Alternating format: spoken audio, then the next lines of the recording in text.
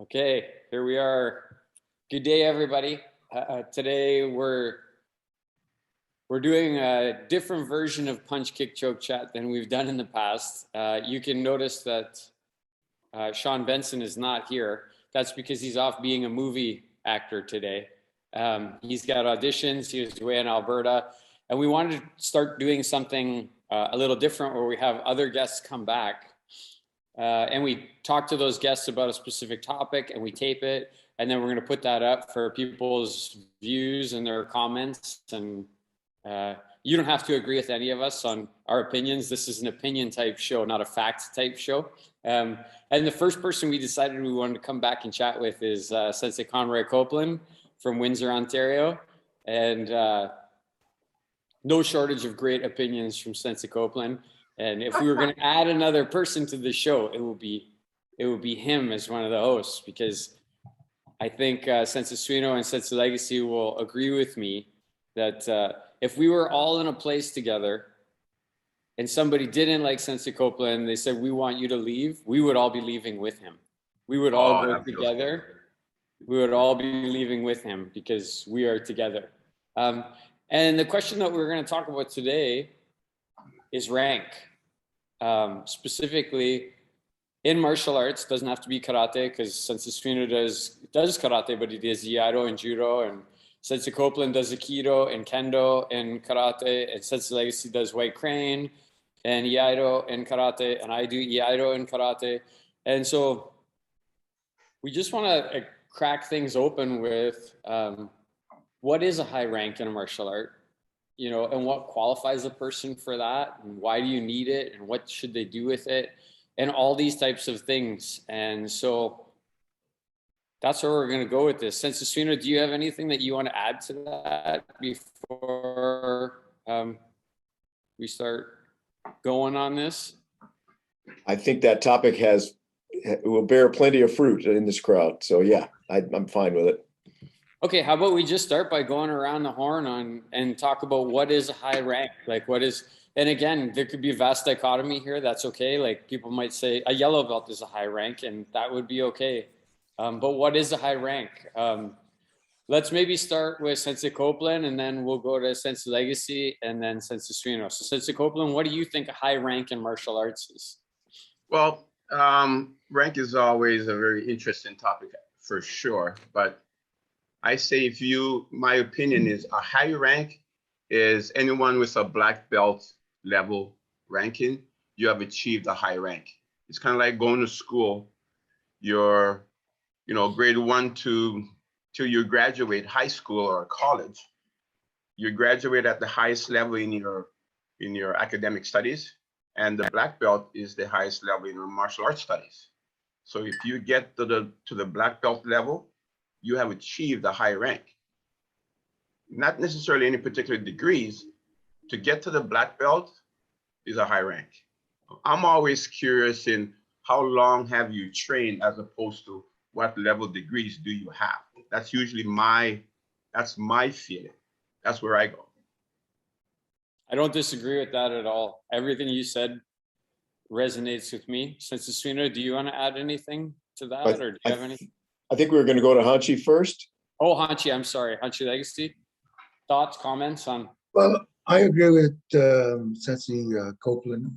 A black belt is really the first belt that you get. So it is of great significance, and it would be a black belt. But when we go on from there, we go on to what I would call tradition.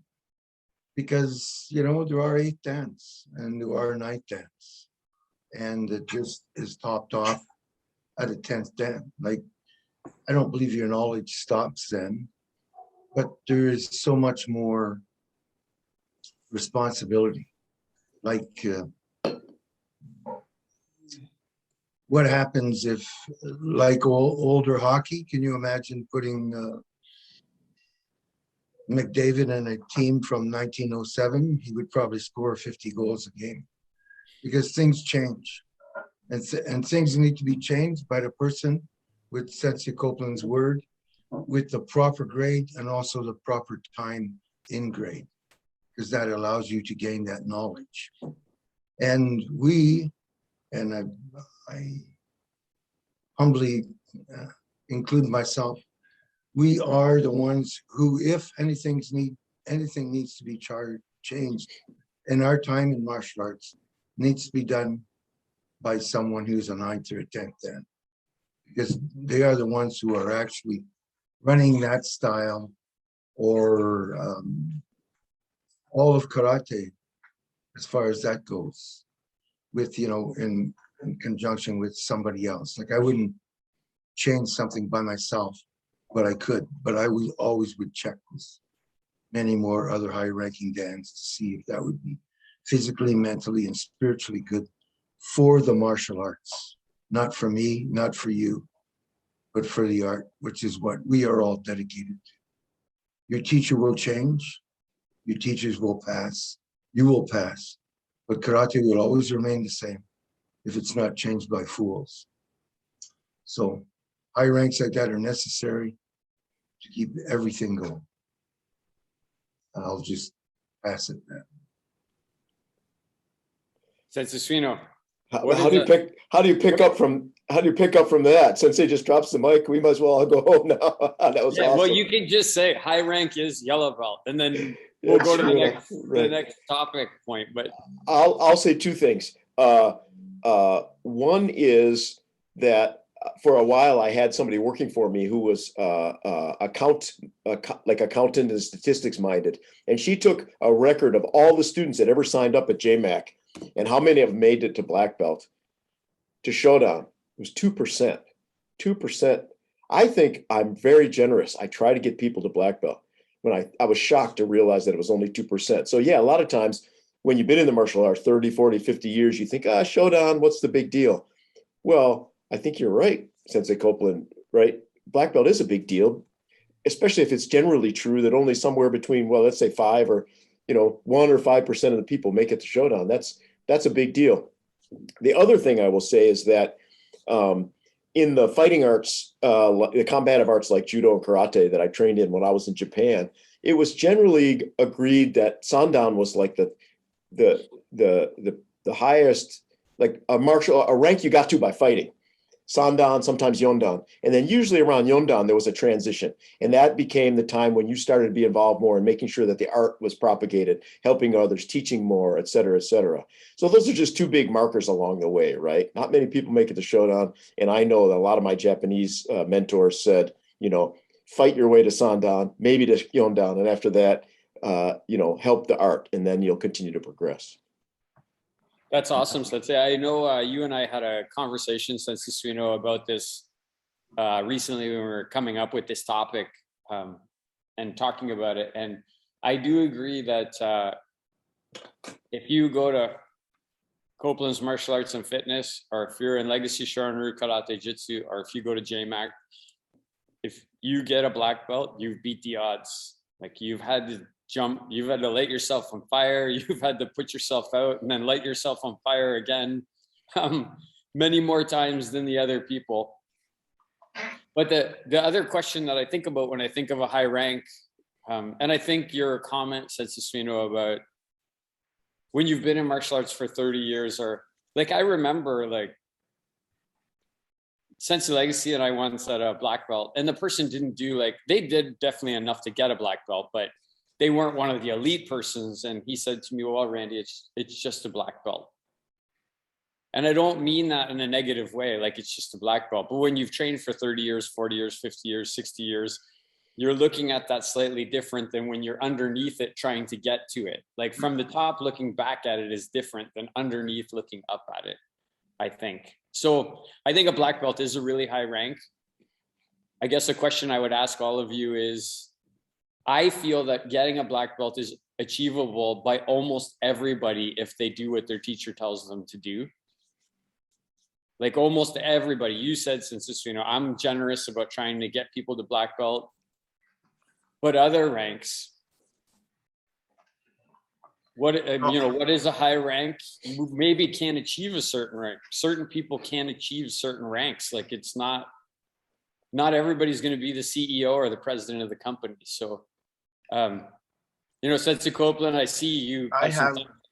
Yeah. No, I don't think everybody can achieve a black belt. I mean, everybody wants to be in the martial arts. I mean, people have aspiration. I want to do karate. I want to do martial arts, whatever the discipline might be. But not everybody can achieve the black. I don't think everybody can achieve the black belt. It takes a special cut. You just said through fire and brimstone. We here say through blood, sweat, and tears in no particular order. So people go to school with the intentions of graduating, but they drop out. They never make it to the very end. It takes a special cut. And that's why getting that level to me is a big deal, because those are a special breed who've made it all the way through the hard work, the hard times, the blood, sweat, and tears, and they stuck it out. If everybody could achieve the black belt, I mean, you're going to tell everybody this is what you need to do. This is when you need to come to class, but not everybody does it. So not everybody can achieve it. So if they stick it out and they get to that, that's a special cut, 100%. You have to be a special breed to want to go through all that to do it. I had a black belt say to me one time, says, well, we're talking about somebody else, and he said, you got to really love the martial arts to go through all this crap to get there at a black belt level, 100%. So not everybody can make it. I don't think everybody can make it. Okay, then let me ask you another question then, Sensei, and I'll ask Beautiful. Now we're getting hot, baby. Yeah. I'll ask all of you, if a student comes to you and they do everything that you tell them to do, and they do it well, like they try, they have the ability to do everything will they get a black belt? Well, their chances are better. I agree with that. And not everybody will become a black belt. Well, yeah, not everybody does become a black belt. That's a fact. The thing that martial arts doesn't shy away from is to tell someone or to admit there are some inferior martial artists who just simply, they just can't do it. It's like I'm lousy at math, I just can't do it, or computers. Okay, so you can't be good at everything. There are some things you won't be good at. Some people are not spatial people like us. Our eye-hand and foot coordination is exceptional. We have to thank our parents for that. We were that breed of person. So with a strong mind and a strong character, because it takes a strong character to stand in there. I used to be good looking like Nick, but look what happened to me. Look what happened to me over the years of fighting. Look at my nose, it's broken. A lot of people won't take that. They just can't do it, because this is a warring art. It's something a little bit different. Takes a little bit more nerve. It takes a little bit more nerve than just writing a math exam. It's a bit different. Sorry. Sensei Suino, what do you want to add to that? If somebody does everything you tell them to do in Iaido, can they get a black belt? Will they get a black belt from you? I just think that by the nature of that question, it's unanswerable, because many are called and few are chosen, but there are just so many reasons why people can't make it. Right? They stop. They don't work hard. They weren't born with the genetics to be able to do it. They fall into ego. There's just so many ways that, and I think the ordinary way is people start and they realize it's hard work, and they don't understand that they have to, as you said, light themselves on fire sometimes, that there's not always going to be fun and exciting. There's withstanding pain. Okay, fair enough. In Iaido, you don't have a lot of pain. It's not the fear of, judo and karate, that like the fear factor, but there is the fact that you have to go, I want to get better at this. I don't feel motivated today. I'm going to do it anyway. There's just so many factors in the way of getting there. And so not only is there a special breed genetically, like physically, but there's a special breed of people that just figure out the connection between putting in the work and getting where you want to go. And it's exceptional. But, Randy, you said that if they did everything you told them and did it well, and you look at that person, you say, okay, based on the process of elimination, it's time for them to achieve the black belt level. But then you test them, you put them under the fire, and at that test, they don't pan out. No, they don't get a black belt. So they've done everything, and they've done it well. And the moment that they are at that level to jump, you say, okay, now we're going to test you, see if you are what I perceive you to be. Yeah, they got to pass the test. They got to pass the test. Could I mention something here? I think I was talking with Randy about this yesterday when I mentioned to him, you can tell him everything that you want. And your sensei can tell you something and you can say, yes, I got what you said. But martial arts, like in Matsumura, martial arts has to be rediscovered by you. Every single human being on earth has to rediscover martial arts. They can't just mimic somebody else. It's like, if you don't discover everything about math, you're really not going to be a good mathematician. You can add, but not know the rest of the stuff. You can't figure out certain problems. Whereas in martial arts, when your sensei tells you something and the light goes on, that's when that person has rediscovered, oh, that's why this is happening. I understand this. So a martial artist must rediscover on their own the martial arts. Just your teacher telling you does not make the grade. So it's a way, that's why you need 30 years or more. You need to be a lifer, or the martial arts will not, I repeat, will not give you their secrets or what's really worthwhile. You will not receive those gifts. And Sean Benson, who's not a high rank, or who is of really high rank, but doesn't have 30 years. He's not here today, so that's why we cut him out of this.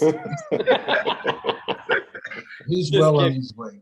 Yeah, we love Sean. He's definitely going to be, he's a lifer for sure. I was going to say, Sensei Copeland, about the failing.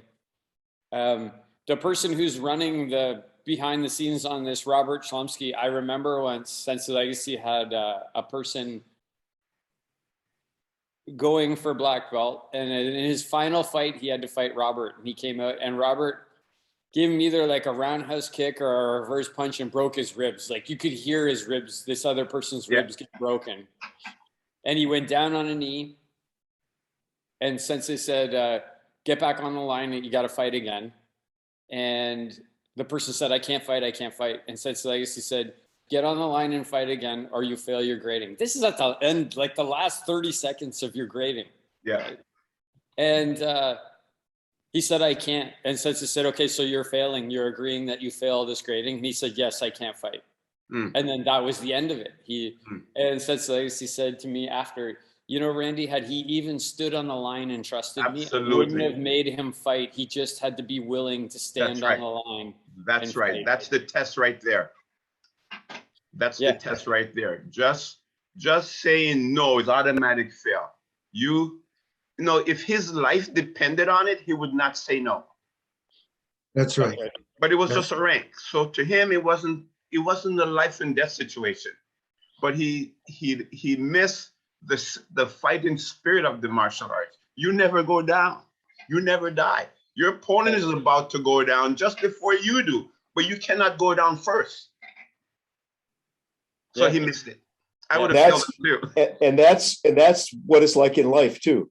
The minute you say, I'm done with martial arts, I quit, right? You've just taken all potential future away from yourself, right? Absolutely. Yeah. And I can say on Robert's side of it, he was just standing on it. He was like 17 years old, standing there looking at this person who's 16 or 17. They were about the same age. And he was like, get up, man, get on your feet, get back on the line. Like, because that was the other thing. I know Robert well enough that he was like, I won't hit you like that again. Just get on the line and get fighting. Like, Okay, so I would like to change gears a little bit. Sensei Suino had said that, you know, you fight your way to a third dan. Or you kata your way, or you, which to me, I take that to mean, you know, getting up to your third dan is more about you. You're like focused on yourself, achieving results, fighting, doing the kata, competing in tournaments. And then maybe something changes when you get a 4th dan, 5th dan, 6th dan. And so I'd like to uncrack with everybody here who are all like, it's great. I'm the low rank. I'm a 7th dan, and I'm the low rank on this call. I love it. I get to be like the person who gets pushed around and told that they're wrong, which I really like. What does that mean once you get that high rank? What should you be doing with that higher rank? We've achieved that a black belt is the high rank. When you get a higher rank and you get a 4th dan, 5th dan, 6th dan, 7th dan, what does that mean? Who are the people who should be getting those, and what should they do with them, and why do they get them? And I'll start with you, Sensei Copeland, and then I'll go to Sensei Suino, and then Sensei Legacy will give you the final word on this one. Because you've graded, I think, the most high ranks of the people here today. So Sensei Copeland, what do you think of that? Well, I don't know if I can answer the who should be getting that rank, but I know once you start achieving a higher rank, your responsibility becomes being able to bring other people up to that level, or up to the level that you were just at prior to proceeding on. And that gives you that deeper study. This is where this is the dark side, like they say, training doesn't start till after black belt. Well, up until whatever level that is, where you no longer have to be that physical now you get a chance to study the deeper side, the iceberg under the water. And then you can pass some of that information on to those who are coming up, who still, you're only going to get a small fraction of that until they move into the dark side, So who gets that rank? Well, that's debatable, depending on what you're into, what group you're with, and how all that is, determined. But once you get there, the responsibility of sharing it, studying, not just training, but studying, that is now what your responsibility is. Thanks, Sensei. I love all of that. I really like that idea of the iceberg under the water. Like you're a 4th dan, now you're no longer on the surface of the water, you're under the water. That analogy is a really good thought in my mind. Sensei Suino, what do you think? Absolutely, there's a pivot. I find myself all the time, like in judo, saying, "Hey, if your training partner gets hurt, whose fault is it? Right? It's your fault." Yeah. And I guess I should also be saying, if your training partner is not getting better, guess whose fault it is, right? Especially if you're a black belt or a high. If you're trying to get in my dojo, if you're trying to get from a judo sandan to a judo yondan, your technique is already going to be great. You're capable of being a badass fighter in the judo program. It starts to depend now on am I seeing the people around you get better too, right? So it really does switch. I think that's the key primary difference between sandan, yondan, and godan is you switch from your trying to make yourself better to trying to make the people around you better. Somewhere in that rank. Sensei Legacy? Well, I myself believe that you're in the trenches. You're forging yourself before you're a 4th dan. You're in there battling it out. I saw Sensei Copeland fight in the world championships. I knew he was a warrior from the first day I seen him. And that's what you're doing. You're forging yourself, rediscovering martial arts for yourself. It takes up to a 3rd dan, like actually up to a 4th dan. And after you're a 4th dan, you refine that. You refine it so that it's, when you forge it, say you're forging a knife, it's pretty crude once you forged it out. Then after that, you have to clean it up a little bit, right? Well, we understand because we've all been in there, right? Just battling it out. And after refinement, once you've refined yourself, then you need leadership. You need somebody to be in there to try to lead, or by example. You can never lead anybody else through the fire. They've got to go themselves, right? So it's the same thing. To me, it's leadership and then refinement. And then after that, you have to become the cutting edge of the art. You are today the art. When people say Look at Shorin, they look at us. Excuse me, I mean Randy and I, and Gojiru, you know, do each our own art. Then finally, you're the guardian of the honor of martial arts, because you have to make sure that the BS doesn't get in. You have to frown on other guys that are 8th and 9th dance that have been in martial arts 5 years. I hate those guys. So you come up in front of me and you tell me, oh yeah, I'm a 4th dan, I've been training 4 years, I'm gonna hate you because you're ruining the art. It's not about us. It's about the art. We're just little players, like football. You're a player, yeah, but it's about football. We obey the rules. It's tough. It's not easy. Or you're not a real football player. You're just playing in the field somewhere. Martial arts is a lot more than most people understand. And it requires great honor for yourself through all that, just to keep something else that you've discovered alive and well. Thanks, Sensei. I love that. You know, for me, if I could just chip in a little bit on that, I do like the analogy of the iceberg and, you know, Sensei Suino saying what you can do for others. And I think for me, that's what I often think about is,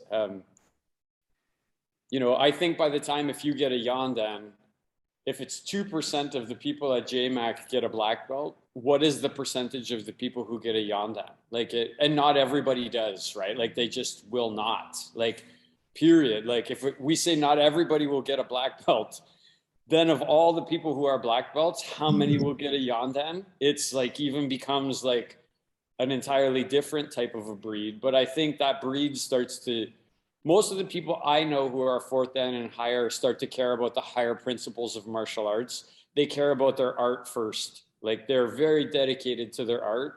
Then they care very deeply about their association. Like, you know, I care about karate. I care about legacy Shorin-ryu. They're probably a teacher. If you're not teaching, you probably don't need to be a Yandan or a Godan or a Shichidan. Like, why do you need to be that rank if you're not teaching? So then they care deeply about their students. And then they seem to always be 4th on their list of priorities, right? And that's not to say they don't get a ton out of being a Yandan. Because let's face it, if you, as a 7th dan, I get to walk into rooms that no 6th dan will ever walk into. And that's a great thing for me to have achieved that I get to go to that. But if that's what it is about, then it doesn't matter. Like if it's just about what doors open to me and what I can do, then to me, I think it's what you can do for your art. What can you do for your community? High ranks do something. They live outside of themselves, I think. That's what I'd like to chip in on that. But I agree with everything that everybody said, and I'm going to think about a lot of it, and I think our community will agree. Sorry, go ahead, Sensei. Oh, yeah. Some of the statistics are also ruined by people grading their students prematurely. Like Randy was with me. I walked into a dojo where this guy 1 week was a 2nd dan. 3 weeks later, he's a 4th dan. And his students are wearing alder belts, white belt, yellow belt, green belt, and black belt. And I said to him, what the frig is going on here?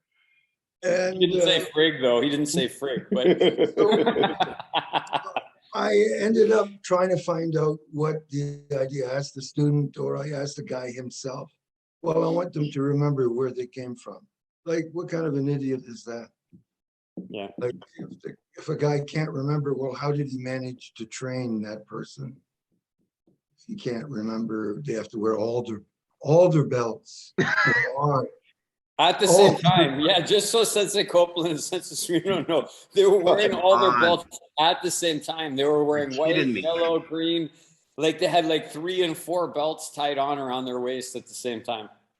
Yeah. Now see, that's not right. Somebody should just go over to the head instructor and just slap him in the side of the head. Like what? Like no, really? Like that's ridiculous. No, that's ridiculous, man. I wanted to. Yeah. That's why I said. I remember, yeah, Sensei Copeland. So we were talking about my son Benjamin. He was there. He was little at the time too. He was like maybe 10 years old, and he walked out with Sensei Legacy, and he said, Uncle Gary, why are they wearing all their belts at the same time? And he looked down and said, because they're stupid, Benjamin. And then, that was it. But listen, you've got a 10-year-old asking, why are they doing that? It doesn't look right. Then you know something's wrong. Right. Jesus.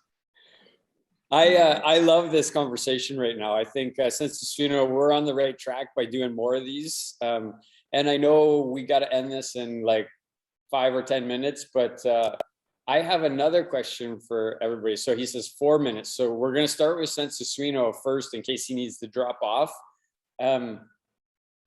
How do we feel about people who have expectations achieving? They just feel that because they've been in their rank long enough, they should get the next rank. So how do we feel about that? And then how do we feel about people who get passed in rank, right? Like I have personally passed some people in rank, and I know when I've talked to them after, like it was hard for them because they had these expectations, but maybe they didn't do the work. So how do we feel about the expectations and people passing other people in rank?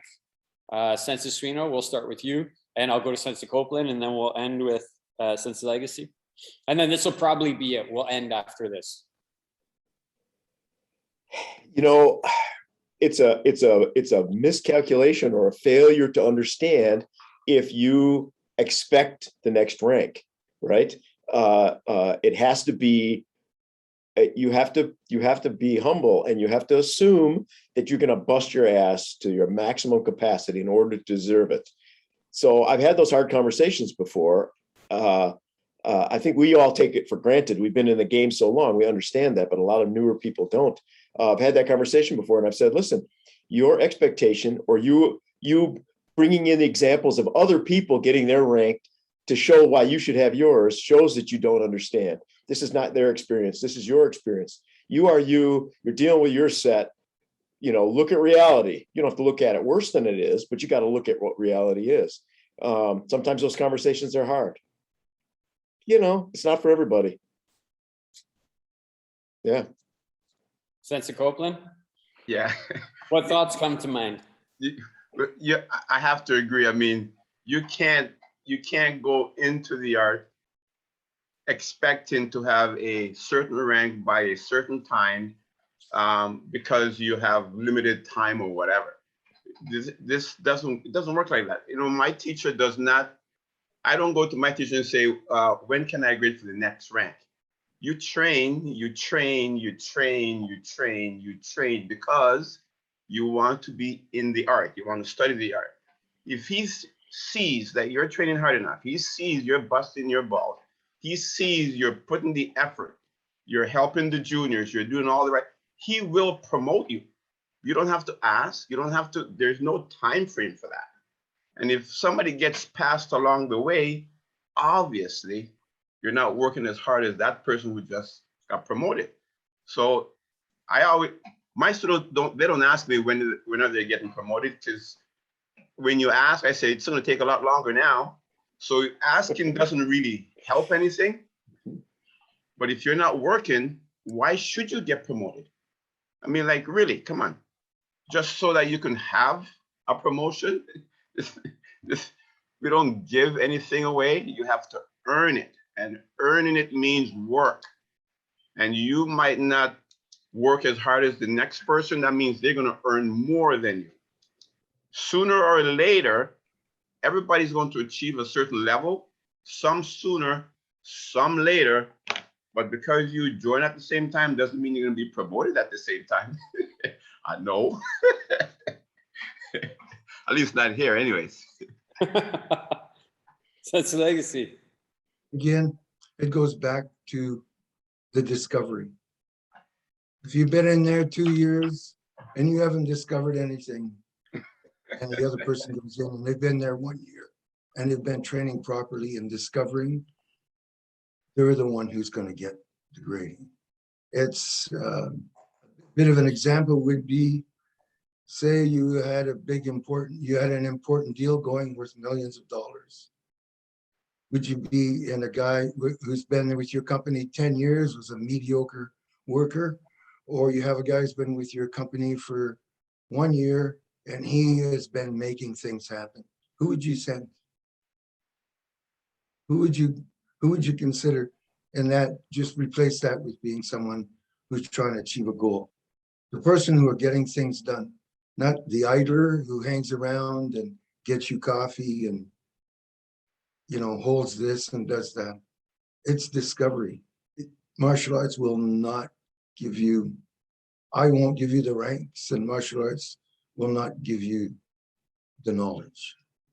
You have to be in the dojo discovering yourself and the art at all times. And you have to progress. You can't just sit there and play on your own. Okay, I'll just leave it at that. Okay. So Sensei Suino, if you got to drop off, I just want to chip in quick on this. One thing if 100,000 people join and only 2% of them get to a black belt, and then we take it beyond that, right? One of the things I often think about is, if you take 100 yondans and you put them in a room together to teach a seminar, there's going to be those top two people that all the other yondans are going to look at. They're probably the ones who are going to move up to fifth dan. And then if you take 100 fifth dans, and it's going to kind of keep going like that, I think, in my mind. At least that's my experience from watching it. And then on the expectation thing, I think people just become illusioned to, we put the same uniform on, we wrap the same belt around each other's waist, and we were in the dojo together. But it goes down to what everybody here said, like, what work were you doing, right? Like, what about a person who trains 3 times a week instead of 2 times a week? At the end of 2 years, what happens? How much extra training do they get by 1 extra hour? Or they come to the dojo 3 times a week and they train on their own 2 times a week. And the other person who just comes to the dojo 2 times a week, those people don't get the same result, but they have the same expectation, because when they look around, it all looks the same to them, but they're not seeing, as Sensei Copeland said, they're not seeing below the water. They're not looking below the water to the iceberg below. They're only looking above. So this has been amazing. Like, I've had so much fun. Sweat equity. Yeah, sweat equity. That's how you value your training, sweat equity. Yeah. Sensei Suino, you got to drop off. I got to go. Thank you so much, guys. This is a really good chat. Great morning. Yeah. I'll see you again soon. Thank you. Yeah. Bye, Sensei. We're going to do this again, Sensei Copeland, Sensei Legacy. We're going to do versions of this. I might not always be on it. Maybe it's going to be Sean Benson and Sensei Legacy together doing it with Hanshi Gary. I don't know, but we're going to keep exploring these topics because I think it's good for the community to hear what people think. I think it helps them to frame their expectations they will after they listen to this stuff. Yeah, fill in the blanks on the whys, right? Because maybe people just don't understand. If we're being honest about it, when people come in, they don't know how to do a low block, they don't understand, but we show them. And this is a little bit about them understanding. So, Sensei Copeland, any final thoughts you want to share on rank before we shut this off? No, they got enough to digest for a while, I think. Love awesome. Sensei Legacy. You look great, man. Nice haircut. Thank you.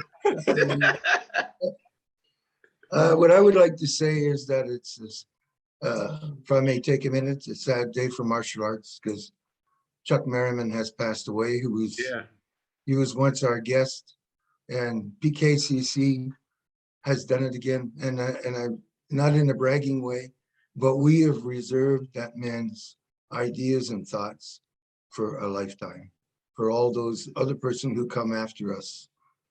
This is such a worthwhile show. Awesome. I just want to say that we're awesome. I appreciate that as well too. And to Lil, Sensei Merriman's wife, we're all here for you. Absolutely. If you need anything, you can reach out to any one of us and we'll get the community rallying around you to help you.